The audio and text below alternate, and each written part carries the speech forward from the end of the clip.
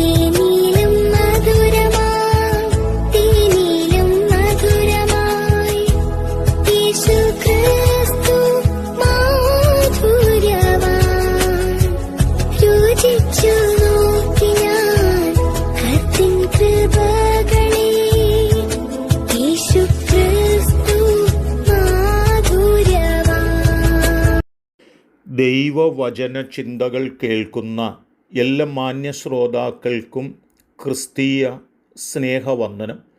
സദൃശ്യവാക്യങ്ങളുടെ പുസ്തകം 8-ാം അധ്യായം 10-ാമത് വാക്യത്തിൽ പരിജ്ഞാനത്തെക്കുറിച്ചും പരിജ്ഞാനത്തിൻ്റെ ആവശ്യകതകളെക്കുറിച്ചും പരിജ്ഞാനത്തിൻ്റെ വിലയെക്കുറിച്ചുമൊക്കെ ഓർപ്പിക്കുന്ന വാക്കുകളാണ്. വളരെ മേൽത്തരമായ പൊന്നിനേക്കാൾ വിലമതിക്കുന്നതാണ് ജ്ഞാനമെന്ന് ഓർപ്പിച്ചിട്ടുണ്ട്. ഈ ലോകം നമുക്ക് നൽകുന്നതായ ജ്ഞാനവും ദൈവം നമുക്ക് നൽകുന്നതായ ജ്ഞാനവുമുണ്ട്. ദൈവം നമുക്ക് നൽകുന്ന ജ്ഞാനമാണ് ഉത്തമമായ ശ്രേഷ്ഠമായ ജ്ഞാനം എന്ന് പറയുന്നത്. ഒരു രാജപുത്രനായി ജനിച്ച് ആ നിലവാരത്തിൽ വളർന്നു വന്ന ശലോമോന് ഈ ലോകത്തിൻ്റെ ശ്രേഷ്ഠമായ ജ്ഞാനങ്ങളൊക്കെ ഉണ്ടായിരുന്നുവെങ്കിലും ആ ജ്ഞാനം പോരെന്നും വിശേഷമായ ജ്ഞാനം കൊണ്ട് ദൈവം തന്നെ നിറയ്ക്കണമെന്നും താൻ ആഗ്രഹിക്കുകയും ദൈവം മുൻപാകെ ആഴമായ ഹോമയാഗങ്ങൾ കഴിക്കുകയും ദൈവം ശലോമോൻ്റെ പ്രാർത്ഥന കേട്ട് തനിക്ക് വിശേഷമായ ജ്ഞാനം നൽകുവാനും ഇടയായി തീർന്നിട്ടുണ്ട്.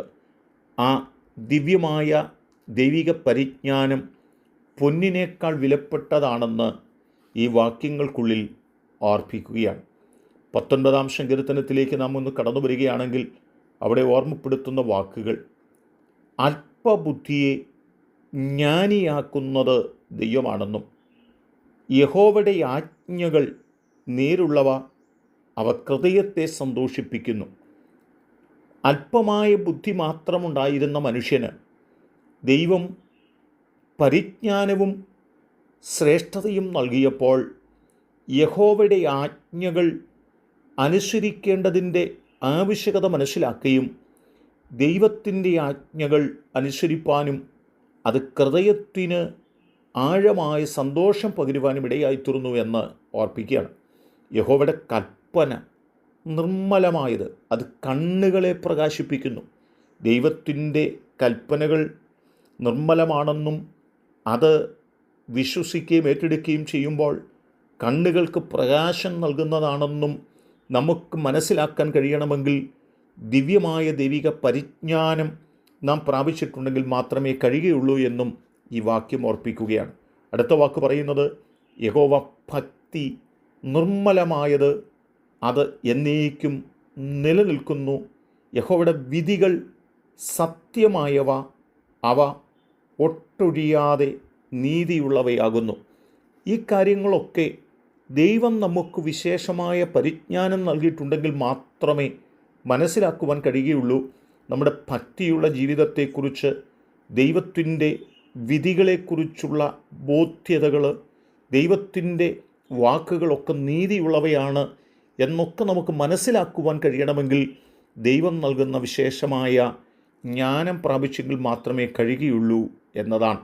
ഇതെല്ലാം പറഞ്ഞു വന്നിട്ടാണ് അടുത്ത വാക്കിൽ പറയുന്നത്, അവ പൊന്നിലും വളരെ തങ്കത്തിലും ആഗ്രഹിക്കത്തക്കവ, തേനിലും തേൻ കട്ടയിലും മധുരമുള്ളവ എന്നോർപ്പിക്കുകയാണ്. പൊന്നിനേക്കാൾ മാത്രമല്ല, തങ്കത്തേക്കാൾ, തേനിനേക്കാൾ, തേൻ കട്ടയേക്കാൾ മധുരമേറിയതാണ് ദൈവ മനുഷ്യന് നൽകുന്ന ജ്ഞാനമെന്ന് ഈ വാക്യങ്ങൾ ഓർപ്പിക്കുകയാണ്. ആകയാൽ എന്നെ കേൾക്കുന്ന പ്രിയപ്പെട്ടവരെ, നാം ഈ ലോകത്ത് വിലപ്പെട്ടതായി കാണുന്ന പലതിൻ്റെയും പിന്നാലെ കടന്നു പോകുമ്പോൾ അതിനപ്പുറത്ത് വെള്ളിയേക്കാൾ, പൊന്നിനേക്കാൾ, തേനിനേക്കാൾ, തേൻകട്ടയേക്കാളൊക്കെ വിലപ്പെട്ട ദൈവിക പ്രബോധനങ്ങൾക്കും പരിജ്ഞാനങ്ങൾക്കും വില കൊടുത്തുകൊണ്ട് മുന്നോട്ട് പോകാം. അതിനായി നമുക്ക് നമ്മെ സമർപ്പിക്കാം. അതിന് ദൈവം എൻ്റെ കേൾവിക്കാരായ നിങ്ങളെ ഏവരെയും സഹായിക്കട്ടെ. കരുണയുള്ള ദൈവമേ, ഞങ്ങൾ ഏറ്റവും വിലപ്പെട്ട പ്രബോധനങ്ങൾക്കും പരിജ്ഞാനങ്ങൾക്കും വില കൊടുത്തുകൊണ്ട് അത് ഏറ്റെടുത്ത് അതിനനുസരിച്ച് ഞങ്ങളെ തന്നെ സമർപ്പിച്ചുകൊണ്ട് ഞങ്ങളുടെ ജീവിതം മുൻപോട്ട് കഴിപ്പാൻ ഞങ്ങളെ സഹായിക്കണം. ദൈവകൃപ കൊണ്ട് ഞങ്ങളെ എല്ലാവരെയും നിറയ്ക്കണം. ഈ ദൈവവചന ചിന്ത കേട്ട് എല്ലാവരെയും അനുഗ്രഹിക്കണം. യേശു കർത്താവിൻ നാമത്തിൽ തന്നെ. ആമേൻ.